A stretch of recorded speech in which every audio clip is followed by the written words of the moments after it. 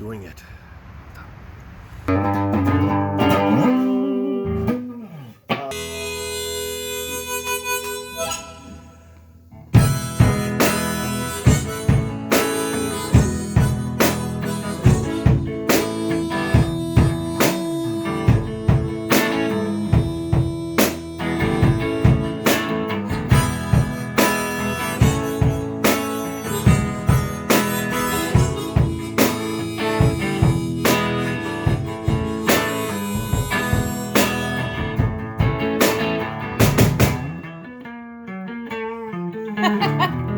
Classic.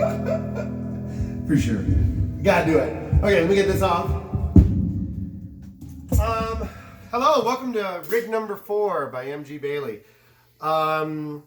This is definitely a growing time in what I was doing. This is the first time, not that I had MG Bailey, but like, this is a one-man band album. This is the first MG Bailey one-man band album, Loosey Goosey. I think it was released in, let's see, 2012. You can still stream this on whatever. Stream my music. What the fuck is wrong with you?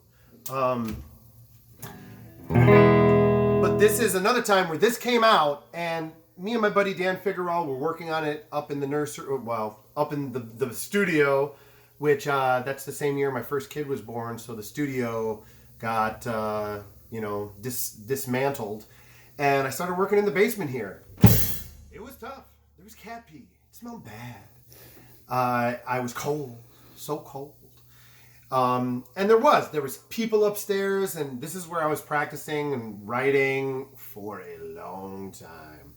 Probably about 5 years of doing it down here. Maybe not 5, maybe 4, something like that. And it's great. I don't look back bad on it, but it was a lot of work with the kid, with still teaching lessons, trying to really build this up. The Tom Petty that I played earlier was definitely a moment where I was like, oh man, if I can get all of it to sound up like this, if I can make it sound full like this for more music, I could like gig out and like maybe make some, side money at the time, side money or whatever, and play music, be the one-man band that I wanted to be, not, and still experimenting and all that stuff, but working on covers more, songs people wanted to hear, playing my songs, as well, and having people be into it, playing songs like Nebraska.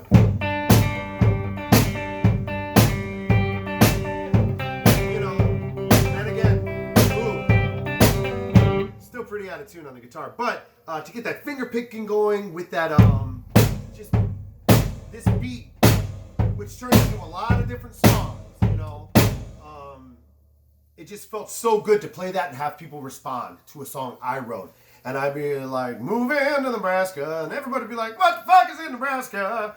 And people would call it like, hey, play that Wyoming song, play that North Carolina song, and I'm like, what are you talking about? But I get it. It's a state, yes. But, and there were other songs on the Loosey Goosey record. I actually recorded a couple covers on there as well. But, again, it was a very intense time. I started playing everywhere, anywhere. Anybody that asked me to play anywhere, I would do my best to make it happen. I was playing at McDonald's. I was playing at retirement homes. I was playing at Bergstein's Deli, still rocking the tin, though the crowd was changing and I was getting to play more of my music and more of fun stuff for my generation instead of all just the Johnny Cash and that kind of stuff. And it was tough. I was still in the experimental stages. So you go out and I wasn't sure if something was going to work or if something was going to fall apart. And I'd be in the middle of a friggin' Freebird solo or whatever, or trying to do a Freebird solo. Again, there wasn't the time. Raising a family is not necessarily conducive. Is that the right word? Yeah. To like being a musician, and especially being like a solo musician. Though it did allow me to be with my kids during the day. I started playing my son stuff like Sinatra, which came in handy at the retirement homes and the McDonald's, and it killed him at the deli.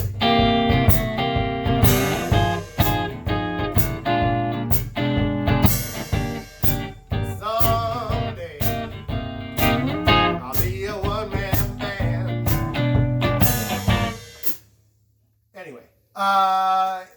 It was a really cool, intense time. And I just felt like, I could just keep going up as long as I worked on it and practice. Things were getting easier. Doing fills on the drums, on the kick drum, or even just between the snare and the kick drum started to happen easier. I started to, slash the cymbals. And just doing different beats, using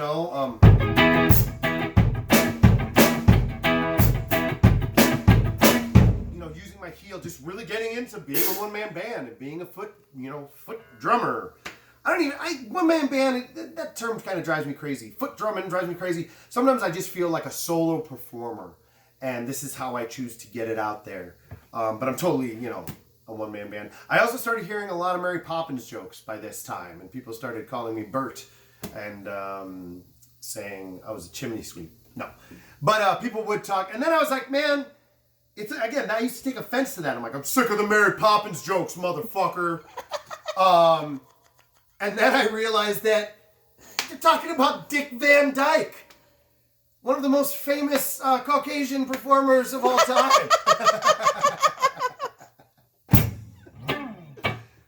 But it was like, man, that's a compliment. That guy is a hell of an entertainer. And whether we're, and that's another thing. I'm just gonna come out and say it. Your feelings do start to get hurt from time to time as a musician. You do. If you are really out there showing your stuff and no one gives a fuck, or people telling you, you need a real drummer. Get a real drummer. Fuck you. Like, people like to come at you and try and cut you down when you're trying to be more and do more. And that's when, truthfully, when I started having haters, I was like, all right, like, I must be doing halfway decent. Because people are telling me, this, that, and the other thing when they don't even know. So my confidence was building at this time. Since then, it's been totally crushed. But at this point in time, it was feeling good. And it was just a lot of work.